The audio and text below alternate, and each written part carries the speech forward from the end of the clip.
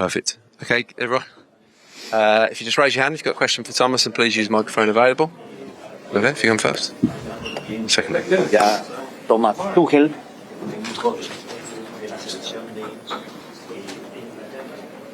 Good to go?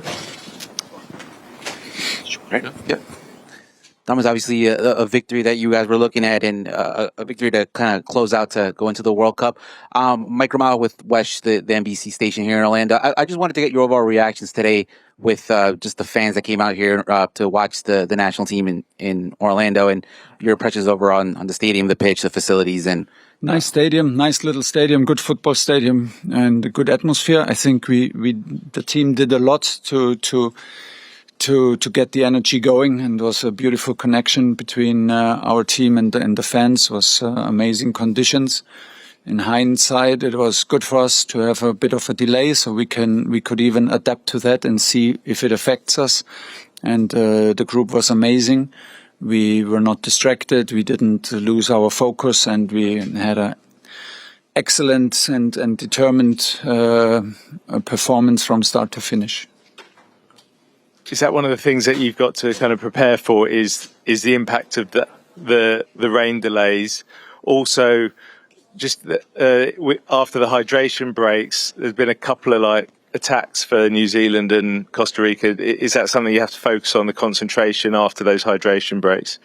Not aware of that, to be honest. Have to look at it again. I didn't feel any dangerous moments today. Not it's just football. We play against strong and physical teams like today. Very physical for a long period, and it took time to open up and tire them and open up the gaps. But no, there's no focus at the moment for after breaks. I didn't realize that this is an issue, and I struggle to prepare for things that we don't know if it's coming. So what should we prepare for half an hour break, for a delay at the start, for a delay in the middle? We just know that things can come, and we know that how we want to react, calm and focused and relaxed, and we want to focus on the stuff that we can influence, and we did this today on a high level. That's why I'm very happy. Hi, Thomas. There seemed to be a little bit of confusion with the penalty in the second half. I think Jude had the ball, and then there was some kind of discussion with the bench, and Anthony ended up taking it. Can you just run us through what happened there? Just a lot of substitutions, and then it was not clear anymore the order of the takers. Anthony was the second taker, and it was not on the wall. Normally it's on the wall, because we know, of course, we only have 5 substitutes. It was already a lot of substitutes, so we had a bit of a miscommunication, but it was our responsibility, and so we needed to do it verbally. No problem. Thomas, I know you were what you said to TV, you were very happy with the overall team performance, very happy with the guys that came on in the second half, but compared to the other day, Gordon and Bellingham seem to really give you an extra dimension going forward. Can you just talk about those two performances? No, I don't want to talk about the two performances, because for me it's absolutely too short to focus on these two guys. We had a very strong team from the beginning. We knew that. And we had strong substitutes, because that's the nature of the team, and the attitude from the bench was top. I just liked the performance over the 90 minutes, and both players, Jude and Anthony, were a part of it. But for me, this is a high level team performance, on and off the ball, counter pressing and ball wins and creating chances. And the guys who finished this game off were very strong. The guys who came off were ready to push from the side. Very good test, and for sure team effort, not individual. More broadly, are you exactly where you want to be in the last game? I wished for that. I demanded that. I said we need. I said it before the match. We want to push it to the next level from intensity, commitment, cohesion, and we did that. We could see the impact of the Arsenal players coming into camp, and could see also the impact of training. Of course, we see the adaptation to the heat. We see the adaptation to the climate. And we see things clicking, but We demanded it today from the players to take a next step, and they did. That was what we wished for, and the crew players delivered, and I'm proud of them how they did it. So this anyway, the most important how we play, and the result takes then care of itself. But we did it on a high level, and for this moment was very good to almost end the prep camp like this. We have tomorrow another training session and another in-house game. So to get the guys some minutes, give the guys some minutes who didn't play so much. And if we don't have any injuries and get a good performance out of that, then we have what we wished for. Hi, Thomas. I just wanted to ask you about the next couple of days, really. You got that behind closed doors game, and then, I don't know, is it a day off on Friday before you go to Kansas? You just talk about what you want for the next sort of 48 hours. Exactly that. We get some minutes into the legs, and game minutes, not training minutes, but game minutes.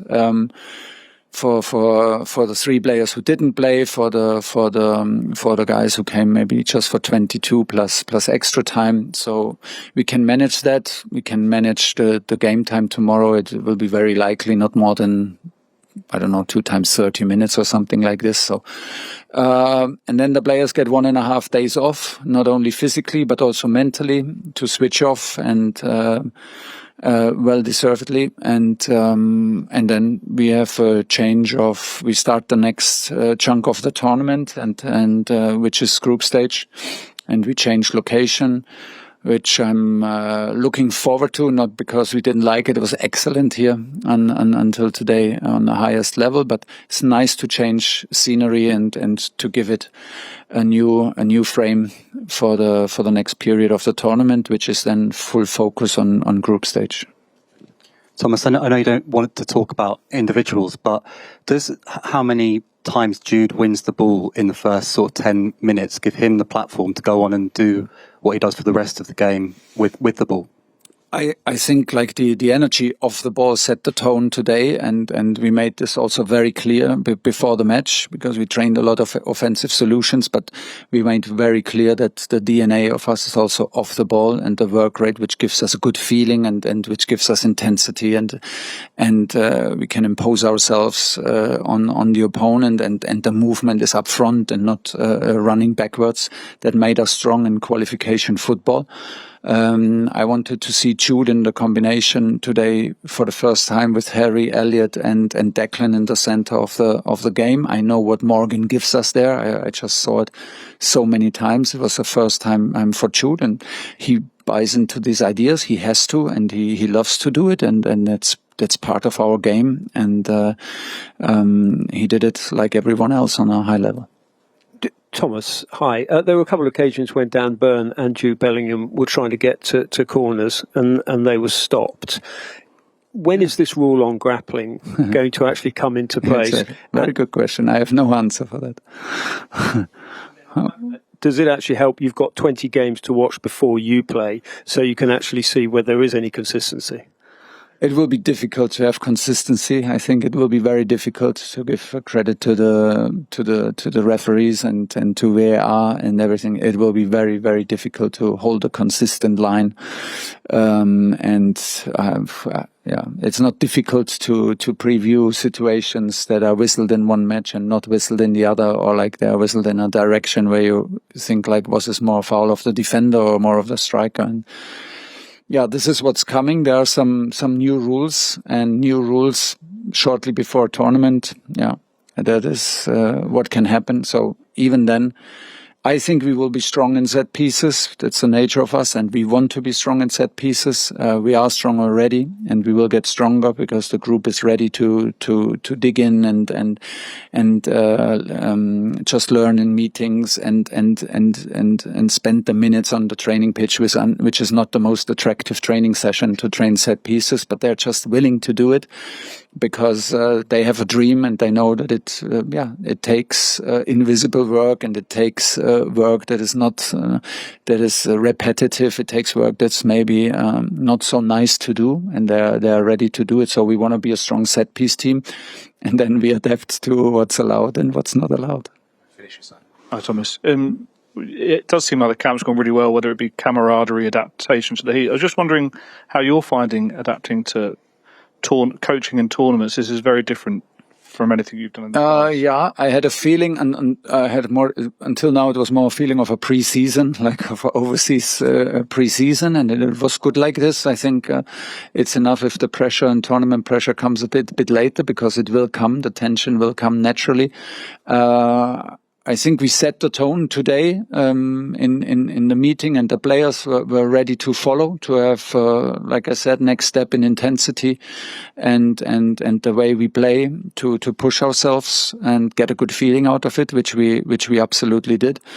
I felt today the energy in the stadium amazing, and I thought, okay, if we can really play like this and grow into the tournament and have this kind of cohesion and brotherhood and team spirit that we showed today, then we will have like a amazing connection with the fans, and this will hopefully be an amazing experience, because like you said, it's the first time for me, and it's a World Cup, and it's coming, and I think once the ball is rolling and games are already there, then I will feel it. And the latest in Kansas, when we prepare then the official match, the tension will grow. But it's normally the stuff that I personally enjoy the most, and then you feel that you're alive.